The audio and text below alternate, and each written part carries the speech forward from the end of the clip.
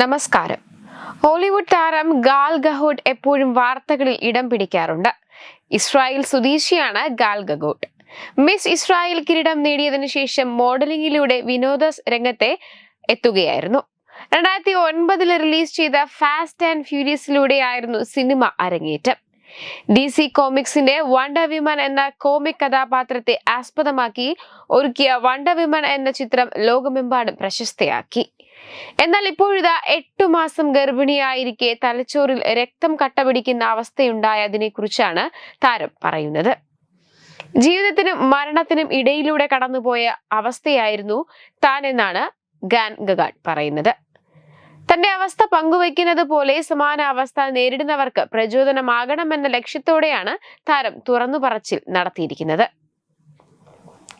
ഈ വർഷം വലിയ വെല്ലുവിളികളുടെയും തിരിച്ചറിവുകളുടെയും വർഷമായിരുന്നു നടിക്ക്.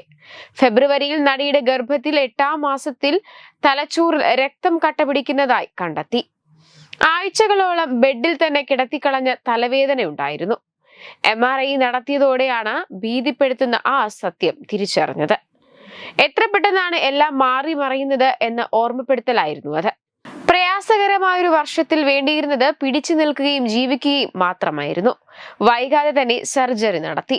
ഭയത്തിന്റെ ആ നാളുകളിലാണ് മകൾ ഓറി ജനിക്കുന്നത്. എന്റെ വെളിച്ചം എന്ന അർത്ഥം വരുന്ന പേര് അവൾക്കായി തിരഞ്ഞെടുത്തത് ഒട്ടും യാദൃച്ഛികമല്ല. സർജറിക്ക് മുൻപായി നടി ജെറോണിനോട് പറഞ്ഞിരുന്നു, എന്റെ മകൾ വരുന്നത് തുരങ്കത്തിന് പുറത്ത് എനിക്കായുള്ള വെളിച്ചം പോലെയാണെന്ന്. ആഴ്ചകളോളം എന്നെ ശ്രദ്ധയോടെ ശുശ്രൂഷിച്ച ഡോക്ടർമാരുടെ ടീമിന് നന്ദി. ഇന്ന് ഞാൻ പൂർണ്ണമായും സുഖപ്പെട്ടിരിക്കുന്നു. എനിക്ക് തിരിച്ചു ലഭിച്ച ജീവിതത്തോട് കടപ്പെട്ടിരിക്കുന്നു. എന്നാൽ നമ്മുടെ ശരീരത്തെ കേൾക്കുകയും അത് വിശ്വസിക്കുകയും ചെയ്യണമെന്നതിന് വളരെ പ്രാധാന്യമുണ്ടെന്നാണ് നടിയുടെ അഭിപ്രായം.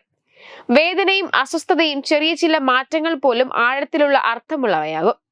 ശരീരത്തെ ശ്രദ്ധിക്കുന്നത് ജീവിതം രക്ഷപ്പെടുത്തുന്നത് പോലെയാണ്. അതേസമയം നടിയുടെ ഈ തുറന്നു പറച്ചിൽ സോഷ്യൽ മീഡിയയിൽ ചർച്ചയാകുന്നുണ്ട്. നിരവധി പേരാണ് അവരുടെ അഭിപ്രായങ്ങളും അഭിനന്ദനങ്ങളും ഒക്കെ നടിക്ക് നൽകി രംഗത്തെത്തിയത്. വെബ് ഡെസ്ക് തത്തുമൈ TV.